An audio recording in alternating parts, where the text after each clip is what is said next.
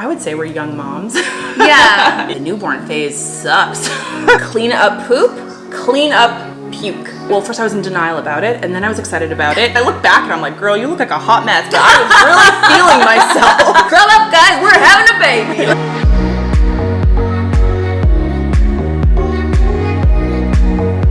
Stills for the thumbnail. So we'll just kind of take some shots where I can make it like a thumbnail.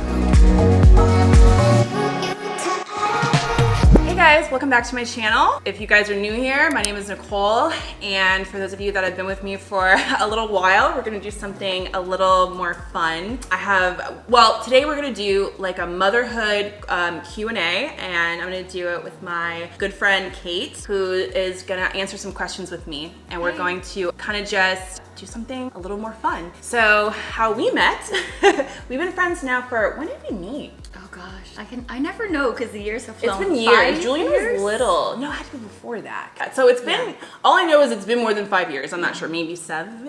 We both met through modeling. I used to model. She currently still does model.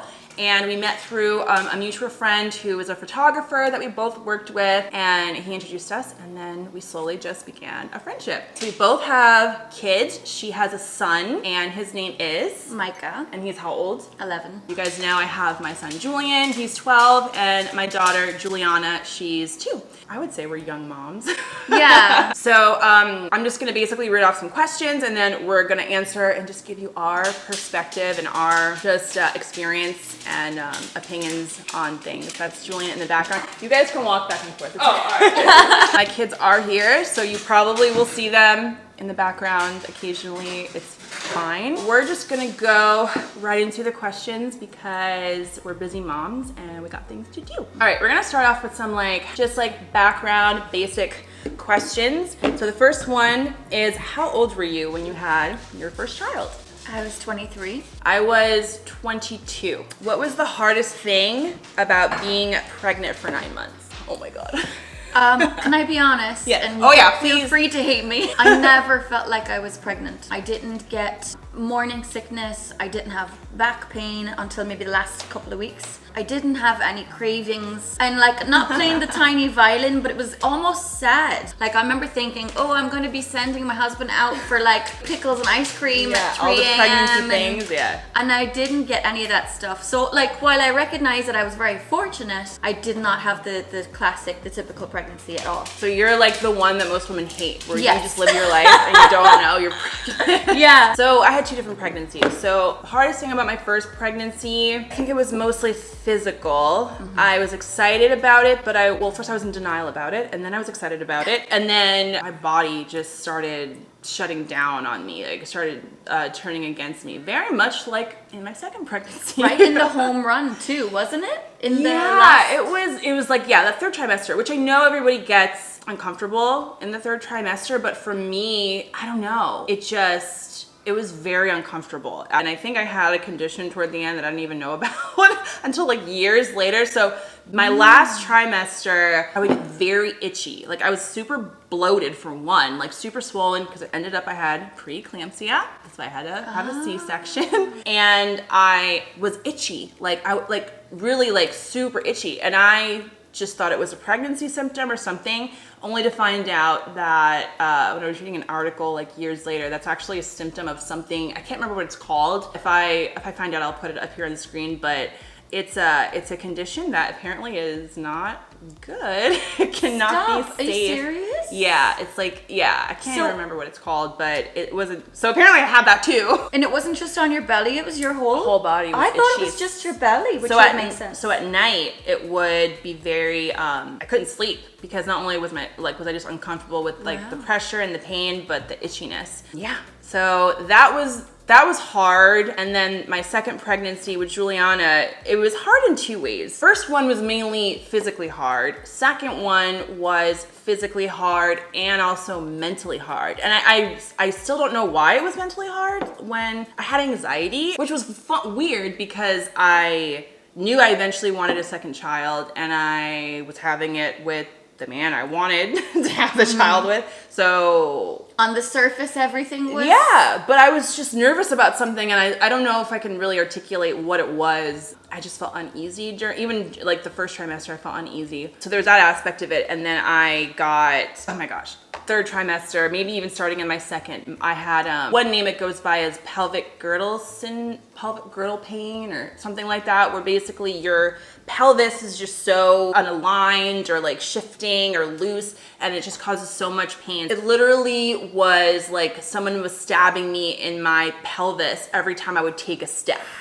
I mean, I'm just gonna be straight with you, just lowering down myself, like to go to the bathroom was extremely painful. Wow. I hated having to go to the grocery store because just simply walking through the grocery store was super painful. I would have pushed you in one of those little things. I know. You put me in I really, at that point, I needed a wheelchair. Like, I couldn't walk. Yeah, I really wish I could have enjoyed my second pregnancy a little bit more. And I swear nature punishes you. Like, if you have an easy pregnancy, you're gonna have a hard one. If you have a hard one, then you might have an easy on you the next one. And like, yeah, and that's also goes for babies. You get your easy one and then you get your hard one. Yeah. Can you think of any good things you enjoyed during those 9 months? Well, apparently everything. Look, you said it, not me. The attention was nice. Yes, that is true. It was nice. Pregnancy attention is nice. We were a young couple and we were still very much, we're not together anymore, but we were very in love. We were very happy with each other. And I think that a lot of people assume if you're young and pregnant, then you're not prepared. So the stress is too much. Yeah. And they expect to see a fractured relationship. And instead we walked around the supermarket hand in hand and we were cracking up laughing at stuff that the other said, and people saw that energy radiate off us, I think. Yeah. And they were just like, wow, like they were almost like shocked, like not shocked, but you know, they would stare at us in like wonderment. If you're younger, it's like, oh, you should just be so worried and stressed out, and it's like, no, it's just all about mindset. I feel like.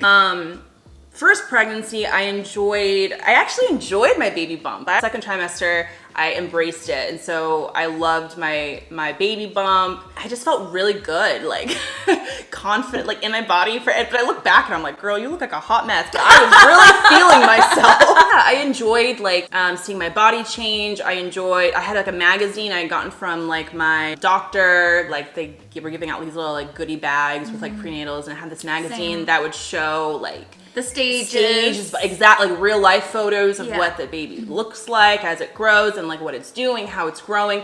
And I just found that fascinating. Like honestly, my first pregnancy, I found the whole thing fascinating. Same, yeah. Second pregnancy, what did I enjoy? Come on now, there's something. I could dig deep. I enjoyed planning her nursery, finding out it was a girl. I guess the attention, not like everybody like look at me way, but I like how some people still view pregnancy as like sacred. Like they are like, no, sit down. Like they want you to be comfortable. They like cater to you because they know, you need to rest. I think I enjoyed, other than like the planning and everything, I enjoyed that part the most. I did miss it from the first time. Okay, in your opinion, were all the things you heard about childbirth accurate or way off? I feel like I went in with fairly reasonable expectations because I'd heard about different people's childbirths, but I'd also heard that every one was different. Yeah. So I wasn't dreading it. I felt very at ease. I have pretty good genes. My mom didn't have any complications, and I'd heard that sometimes it's hereditary. Yeah. So people did, I don't think intentionally try to scare me, but they did tell me things, and I just like, oh, okay. The actual occasion of my son's birth, like how it went down, was very different from what we'd planned, because he was supposed to be born in Virginia, and my husband was working the weekends in Manhattan, and he was staying at a friend's house and said, come up and stay for the weekend. Heather and Travis are out of town. It'll be our little vacation before Micah's born. And Micah was born in New York. Long story short. Kind of what I expected. And so how far along were you? Like how long before your due date did you have it? I I was, see, they were never 100% certain with me, which is funny. Between 7.5 and 8 months. I think I was. Okay. So he was a little early. He was early, yeah, 8 months. Because as we know, it's actually 10 months. They say 9, but it's 10 months. Right. I keep reading. I'm learning that now. That's so crazy what you don't know, like in life sometimes. Well, but you always hear 9.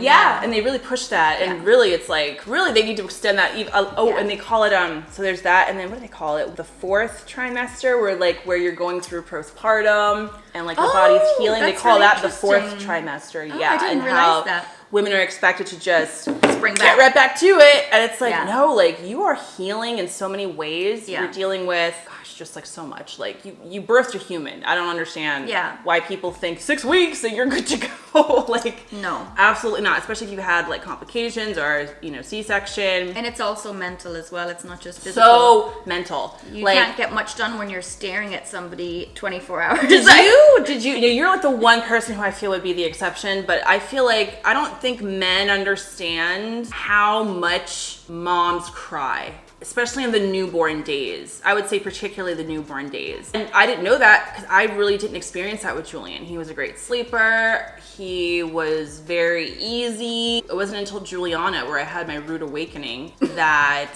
the newborn phase sucks. Yeah, and it was, you spend a lot of nights up by yourself and you're not alone.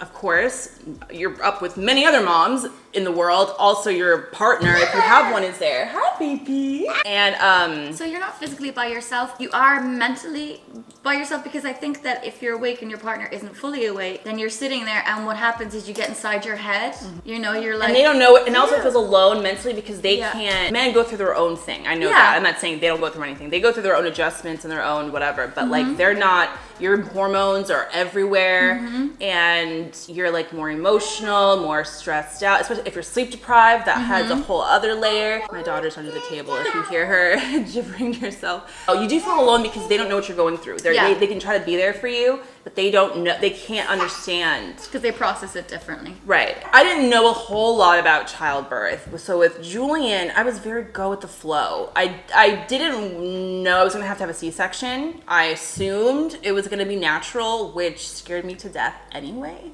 It just seemed, even though it's natural, it seems so unnatural to like have something come out of it. I'm just like, what? It's like, I don't want that. I ended up having a C-section, so no, I didn't go as I would expect it. I had a totally different experience. And then with my second one, I knew a C-section was going to be more likely because of I already had a C-section, and when you have a C-section the first time, they generally try to keep you on that same, like they'll try for a vaginal delivery, but if it doesn't work out, they're pretty quick to like send you to get a C-section. By the second one, I knew what to expect in terms of, if I had to get a C-section, all like the little things, but first time, no, I really had no idea. One thing that was interesting about mine is that they came in and they were like, you should feel an urge to push sometime soon, and then she left the room and I didn't feel it, and then she came back in and was like, any urge to push? And I was like, no. And then she came back in again. She was like, it should feel like a bowel movement, like an urge to push. Do you have it? And I was like, nope. And she was like, okay. So she left the room and she came back into the room again and was like, well, he's crowning anyway, so. Oh my gosh. Yeah, and in true New York style, she was like, scrub up, guys, we're having a baby. Like, it was so epic. My husband was like, y'all gotta be so epic about everything. This is not Broadway. Would you have handled childbirth differently if you could redo it? Childbirth.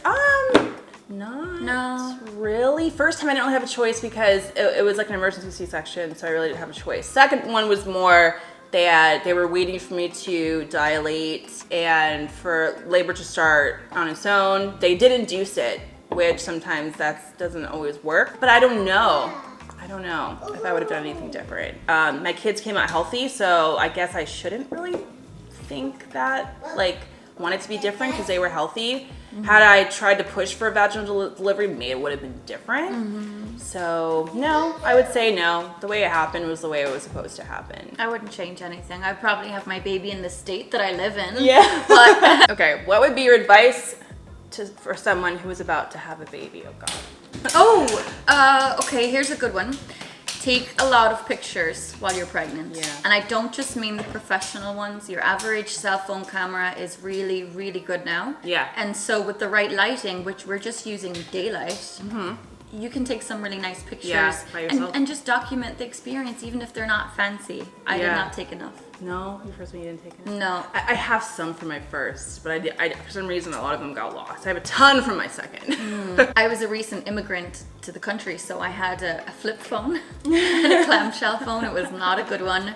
All the pictures from back then are grainy, so grainy. Yeah. I would say to try to go with the flow as much as possible. I think we get it into our heads that we can have all the control, and I think that it's better to let go of any expectations. Then you're not, I don't know, because I think if you have too many expectations, then if it doesn't go exactly to plan, then you're disappointed or you think something went wrong. And it's like, no, it happened maybe exactly the way it was supposed to happen, and you just needed to learn to let go a little bit. So you might as well just surrender to the experience, whatever it ends up being, while also obviously just like listening to your body. I know doctors can be pushy and try to make you do things that you don't want to do, but again, I would say going with the flow. Okay, what has been the hardest thing about being a mom, like in general? The mama bear instinct really gets in the way sometimes. I know that with my ex-husband it was tough because I loved having him there to discipline my son with me, but sometimes he would be too hard on him, or so I felt at the time,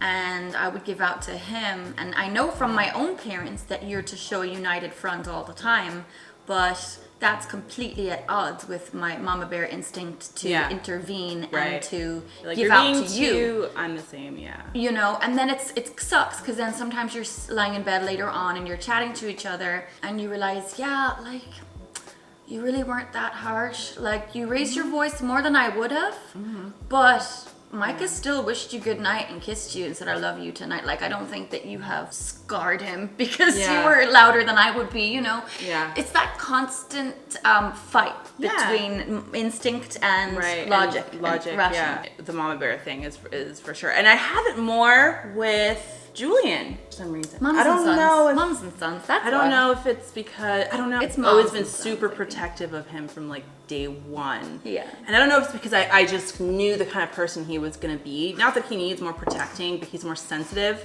Whereas my daughter, she is a feisty, stubborn, strong little girl, and I just guess I don't feel like she needs that protection as much. Yeah. In a way. I don't know, we'll see. Only time will tell, but I feel differently about parenting her versus Julian. For me, the hardest thing about being a mom is trying to find a balance between motherhood and being able to be an individual outside of being a mom. It doesn't help either when you meet someone you haven't seen for a while, be it a friend or an acquaintance or family member, and before they ask you, how are you doing, what are you up to, it's how is The baby. your child's No, name. we're staying right here, baby. Oh. This is Juliana, for anybody that hasn't seen her yet. Hi, baby. Yeah, that was me. It was like trying to like keep your identity, but also understanding that it's changing. And so I feel like a lot of times, especially if you're a young mom, at first you can kind of try to hold on to your old life Sense of or self. your youth or whatever you want to call it. For me, it was just hard to just kind of balance that. Like to make sure I didn't get so absorbed in motherhood that I completely lost myself in it, and that's how a lot of women become depressed. That's a a fly. fly. They feel like they just are nothing outside of being a mom. Like they don't do their hobbies anymore. They don't go get their nails done anymore. They can't go out with their friends anymore. That there's so much that you sacrifice at first. Depending what kind of life you have, if you have help, whatever, you might be able to make those things work better. So it's different for everybody, but And it's like double-edged sword too, because like on one hand you have it tough because you're aware of it, so it's a constant inner turmoil to make sure that they're like at balance with each other. But I'm also really happy for you as my friend that you are aware of it. Yeah. Because the opposite is to not be aware of it and 5, 6, 7 years down the line go, oh, I never paid attention to this. Who even am I? Yeah. What do I like And to resenting do? your kids or resenting your spouse, I think that can really like manifest in toxic ways. Yeah. So it's just, having that balance has been the hardest thing, figuring that out and not feeling guilty about it, which mom guilt is just, It's real. it's real. Is there such thing as dad guilt? Did your dad have guilt about anything? Yeah, you just don't realize it until later years. Yeah. My dad has said, oh, They're just more quiet about it. Yeah. I think their regrets usually come from working so much and not being as present as maybe they wish they That's exactly should have what my been dad or said. wanted to be. Okay, what has been the most rewarding thing about being a mom? No, there are things. I just have to organize my thoughts. You see your own good traits or your own good behaviors reflected in your child. What kind of divine intervention has given me such a mature kid? And then you stop and think, no, I taught him this. Yeah. You know, some things are nature, but a lot of things are nurture. Oh, yeah. And I know this is me. These are my words being spoken back to me. Yeah. And so I hate to call it validation, you know, because I already thought I was a decent person before I had him, but it is just really cool to see those good traits and think, cool, I passed them down to him. Yeah. For me, the most rewarding, seeing them become who they are has been really rewarding. With my son, it was kind of liberating to have to care about something else other than myself. Oh yeah. Before you have kids, and if this isn't a good or a bad thing, this is just how it is, you are very self-absorbed.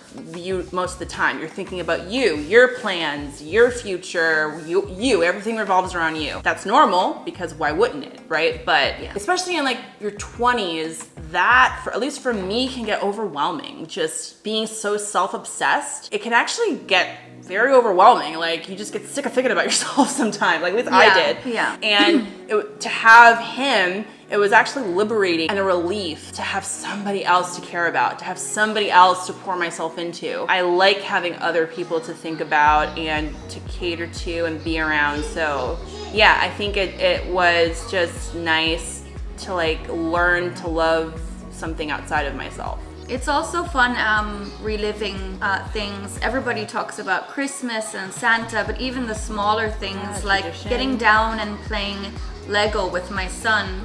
I hadn't played it myself since I was a kid, and I was like, this is really fun. Yeah. This is... Reliving your childhood through Yeah. their eyes is actually Yeah. very fun. Okay, so we're gonna get a little more, a little bit more real about something. So this one says, what habit do you wish, or did do, whatever, you wish your child didn't have? Habits. Micah is, he doesn't stop moving at all. And actually, it makes me excited for his future. And I know that sounds like me being an optimist again, but real talk, I think I was the same when I was his age. And as an adult, I love learning new skills and turning them into businesses. So I don't worry for his future at all. The fact that he can't stop moving, I think you can easily leverage that into something very positive. But as an 11-year-old, it's... It's tough because he has these miniature skateboards, and he just constantly goes, right? Right, and just doing it a few times, it doesn't sound like anything, right? But you have to experience it. When it's all day, plastic wheels against wood or against metal or Every day, tile. all day, yeah. Oh, it wrecks my head. And it's no secret, he knows it. It wears on me. He could be doing much worse. He's a good kid, and I tell myself that. But the auditory, some things that they're instinctual, and they, even if you know it's silly, it annoys the crap out of you. Yeah. With Julian, habits. I don't think there's any, he's a little messy, but he's not as messy as most kids, so I can't even really, no one's gonna be perfect, so I can't even really say that. This isn't really a habit. I'm gonna talk, it's gonna be more of just a personality trait. He's a people pleaser, and I am a recovering people pleaser, so I know how that is. I wouldn't say it has to be a bad thing, because he's very kind as a result of it, but at the same time, being a people pleaser can lead to not so great things. I think it's fully dependent on who you're around, because if he's around a person who likes to be pleased, then that person's gonna go, he'll do anything for me. He'll come to this place or do this thing with me even if he doesn't want to. Awesome.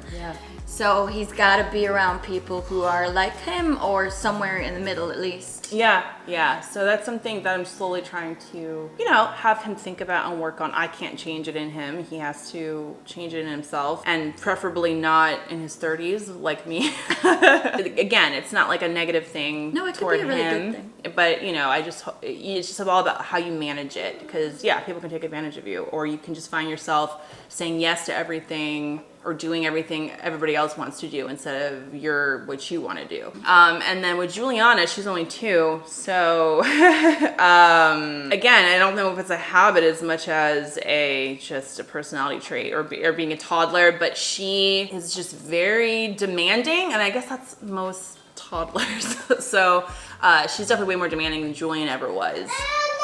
She's extremes with things, so she's very demanding. Some days it's like I'm being bossed around by a little mini dictator, and it drives me insane. I'm like, your shift you're manager. 2, right? Like, why am I being bossed around by this little human? Do you share any similarities with your child, both physical and personality? Oh yeah. It's funny because it's actually my friends who've brought this to my attention, but since they did, I'm really seeing it, so I'm glad that they did. Micah is a debater. He could talk his way out of a paper bag. Like, my mother-in-law jokes that he'll be a lawyer. And I'm happy that he's that way, because he's not just going to take something at face value. Yeah. If it is wrong, he'll be the first to go, I'm not so sure about that. But I'm a debater too, like I said, and I guess the parently thing to do would be to go, okay, you're right, even if I know he isn't, but I also don't want my son to go out into the world sounding dumb. So a lot of the time I'm like, well, no. So we go back and forth, and my friends are like, wow, it's like the same person. And we also feel things strongly. Yeah, I mean, those are probably the two things. We're both creative as well. So. Yes, baby. Help what? With her, Juliana and I look a lot. She looks more like me than Julian does. So I would say personality, it's too hard to tell. But I would say, like, out of both my children, she looks the most like me. At least that's what everyone says. With my son, besides the people-pleasing thing, we both have very similar, we've been talking about this recently. We have very similar energy levels. He has curly hair like me, he doesn't look like me, but one thing I noticed is that we're both, I swear our spirit animals are sloths. Like, we just move slow. He moves slow. We need like a lot of time in the morning to get going and wake up. We'll have like bursts of activity where we're doing something that requires a lot of energy, and then after that, we're done. We need like a solid hour or 2 just to recover. We just are like equally tired all the time. That's really and funny. He's only like he's gonna be 13, he's 12. And it's funny, he's like an old man. He has tea at night before bed every night. And he really, he's like me. He really, for a kid, it's unusual, but he really savors the simple things. Like, that's great. His cup of tea, he takes baths, he likes to relax. He appreciates the art of relaxation. That's so important. Yeah. He likes to be alone and be in his own energy, and I'm very much the same way. I like to be alone and like being in my own energy. Yeah, so we're probably a lot alike in that way. What is something that having a child has taught you? I didn't think I was a kid person before I had my son, and truth be told, I'm still not. Just to be honest, but I'm more capable than I thought. I mean, I never thought I'd be reckless. The way I was raised was very like functional. Like, neither of my mom or dad had vices. They didn't argue. Yeah, it wasn't the Brady Bunch either, because they were strict on us, like extremely. They were tough on us, but yeah. So I never ever thought that I would have bad habits or that I would be reckless or irresponsible, but I didn't know that I'd be good at it either. You've taught Micah a lot of good things, and I can see a lot of good reflected in him. And he's lucky to have you, and that's really touching to hear. Yeah. Because I know it, but I don't know it, if that makes sense. They're not with me. They're not with us when we're arguing back and forth, and so they don't see that. They just see the surface level, but sometimes the surface is important. How does he present when he's in public? How does he, because that is stuff that comes from his parents, Yeah. So. Patience. because I don't have it. Patience is something that I have had to relearn. That, like, literally, this is my like daily practice. This is like the thing, my main thing I'm working on every day on myself is my patience. I don't have like the frustration or irritation that preludes the anger. I go straight to anger. Like, I'm just mad. That's how I am in traffic. Yeah, and it's over dumb things. So if you're gonna be that way over dumb things, you're gonna be that way over big things, and that's just not a good way to live, getting angry about everything. So I'm working on my patience, and it's a struggle, but I'm getting a lot better. I've also learned that I'm on my phone way too much. Way too much. It's been very humbling because I've always preached about being present, and I am a present person in that I don't have anxiety. So whereas a lot of people worry about what they did yesterday or what's coming in the future, I'm really not like that. Yeah. I'm like, you know, What's right in front of me. so I'm blessed in that regard, but am I fully present entirely? No, because this is, you know, and a lot of time it's work, and I am, you know, but sometimes I'm on social media and Mike is telling me something and I'm like, God, I'm a dick. Excuse me. Like, this thing he's telling me is really important to him, and I'm just like, So it's taught me that while I don't have any vices, I kind of do, because that's it right there. All right, we have a couple more, and then we're gonna play a little quick fun this or that at the end. But so describe your child in a single sentence. Funny, an old soul, kind, inquisitive, and energetic. Julian, I would say sensitive. He's sensitive and kind and very mature for his age, I would say. And then Juliana, again, she's only 2, so I would say right now she's very funny, very loving, and extremely strong-willed. As an aside, you'll like this. So my son, 2 of his biggest interests are skateboarding is number 1. He's obsessed and he's very good at it. But 2 is Fortnite, and he actually started a channel recently on YouTube. Yeah, he gets on these bents, and I only find out about them like after he's already launched. Yeah, like 3 videos in. But he got like, you know, a few views here and there, and then the other day he got 1.3 thousand, and he'd never got that many before. So he sent me a screenshot of the 1,300 views, and then the next text was, I kid you not, Mom, I think I'm gonna drop out at like 16 or 17. And I said, of school? And he said, yeah, as long as you've got a plan, it's fine. Yeah. I mean, you can see how my YouTube channel is doing. He's like, that's it, I made it. We're going to Hollywood. Yeah, exactly. Yeah, screw formal education. I'm headed for the big leagues. Like, and he's like dead serious when he said completely. As a heart attack. There was no emoji. There was no even exclamation mark. I was like, oh boy. Okay. How have you changed as a person since becoming a mom? Oh, so I know I just said a few moments ago that I don't have any anxiety, but I do have some, in the sense I had really none before I had Micah.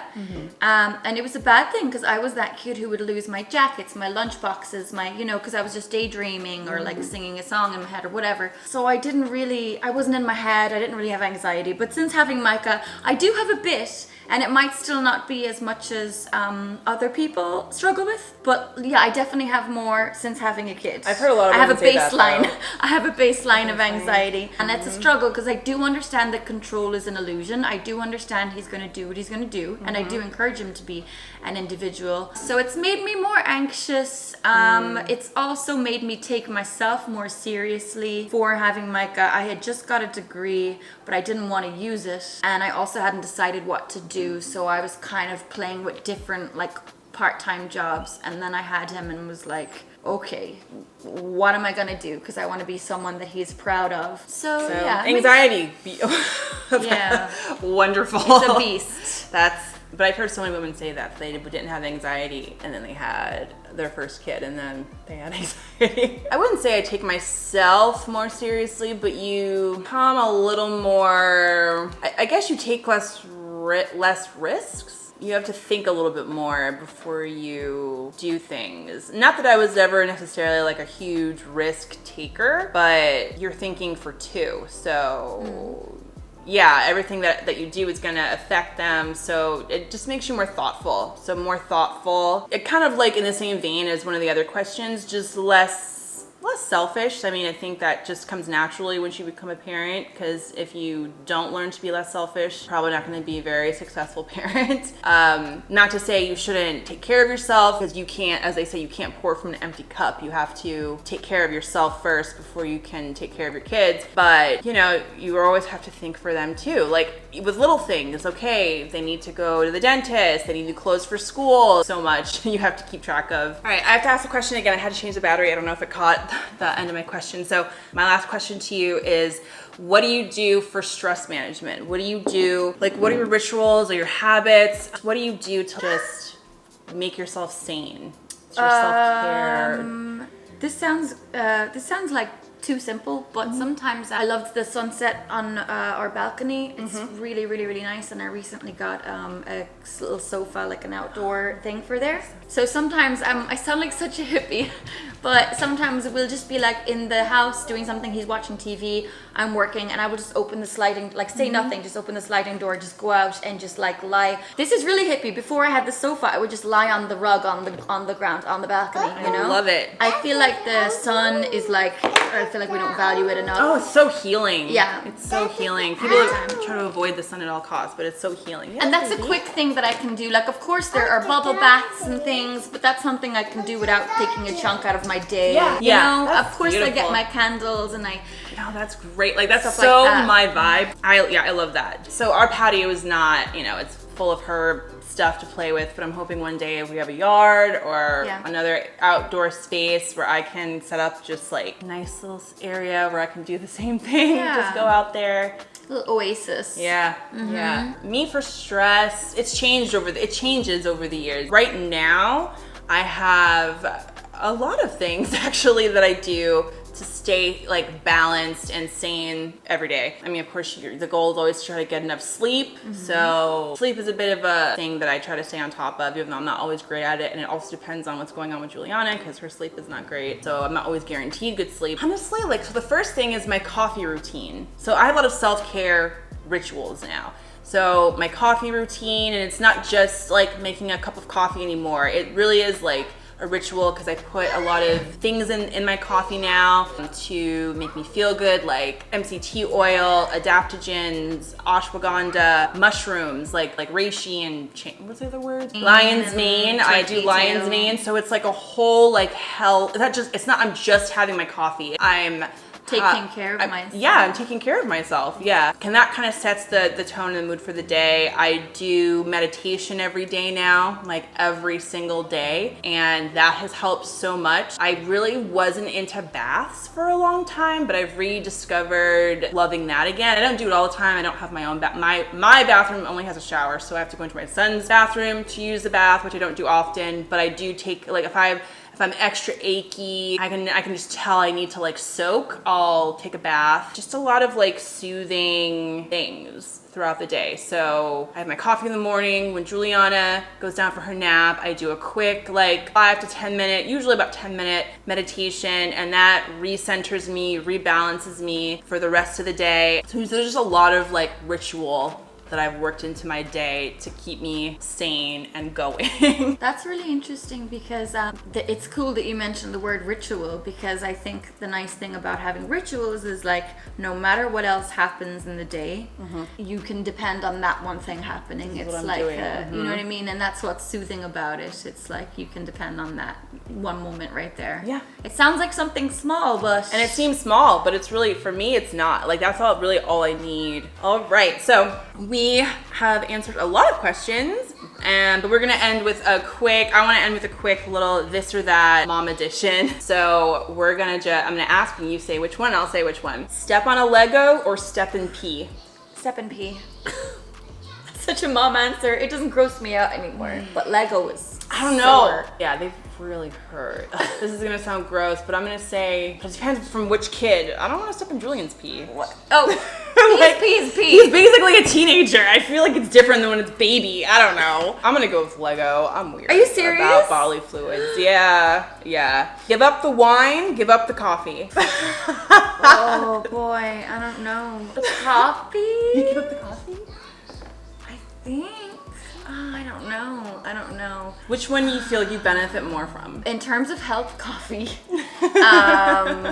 I might give up the wine Yeah. because I can have other types of Yeah. booze Yeah. on an evening by Yeah. myself. Yeah, so it doesn't say all alcohol, it says wine. Yeah, So it give doesn't up rule out the wine. cocktails. I would give up the wine because I haven't given up wine. I don't drink much anymore. So maybe like several years back, that would have seemed like an impossible choice because I equally loved both, but I would keep the coffee and leave the wine. I'm actually good without the wine. I don't think I could do without the smell of coffee in the morning. That's a really big It's part of it for me. It's funny, I feel so bad for people who don't like coffee. I'm like, oh, I'm so sorry for you. Like, you don't know the joy you're missing out on. Like, shower in peace or shop in peace? Shower in peace. Oh, I don't know. That's a tough one for me because Micah's older now, so I shop in peace all the time. So I don't remember how annoying it is to not shop in peace. God.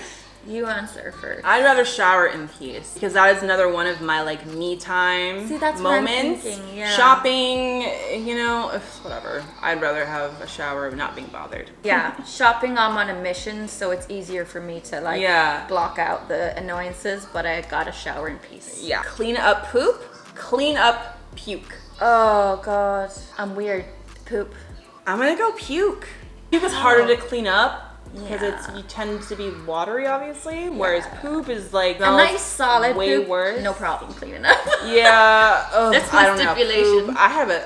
Poop. I can't do poop. So I'm gonna clean up the puke. Sleep in or take a nap. Sleep in. Yeah, I'm gonna say sleep in. All right, and the last one is clean up paint, clean up glitter. Both Paint. are terrible, but I would say paint. Paint, because glitter you never really You clean never up. get rid of You'll it. find it for years later. Yeah. All right. Well, I think we answered a lot of good questions. I'm like so happy with how this came out because we were like honest, and I think that's the key is like Yeah. to be honest because like I don't know. I feel like people try to like sugarcoat things too much. Yeah, they do. But this was like, I hadn't seen the questions. Yeah. So it was right off the top of my head. If you made it this far, I don't know how long this video was going to be, but I don't know how many questions we answered. But if you made it this far, thank you so much for watching. And if you want to follow me on Instagram, we can connect that way. That'll be down in the description box. And Give your answers too Yeah. in the comments. tell me if there's a question that piques your interest, answer it down in the comments and we'll have a little chit chat about it. Subscribe if you're new, and thank you, Kate, for coming over. Thanks for to do having this little me. chat with me. We were drinking cacao. I made us some cacao. I have to go tend to my children, and what time is it? I have to go pick up my fiance from work soon. So we're gonna end the video here. Again, thanks so much for watching, and I'll see you guys in the next video. Bye, guys. Bye.